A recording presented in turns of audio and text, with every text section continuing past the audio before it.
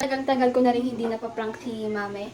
So, ngayon may naisip akong kalokohan na gagawin. Kung naalala niyo yung ginawa ni Sir Jabin sa mga kapatid niya, yung shampoo prank ba yun? Yan, tapos, ngayon kasi naglilinis si mami sa may, sa harapan namin kasi nga, amoy aso na rin, hindi na rin nalilinis. 2 days na yung hindi siya nalilinis. Kaya, nandun siya sa labas, naglilinis. So, namili ako ng sachet ng shampoo. Kasi naubos na yung shampoo namin talagang, yung, garapon na siya, naubos na. Kaya namili na lang ako ng sachet. At nilagay ko siya dito sa lalagyanan ng alcohol.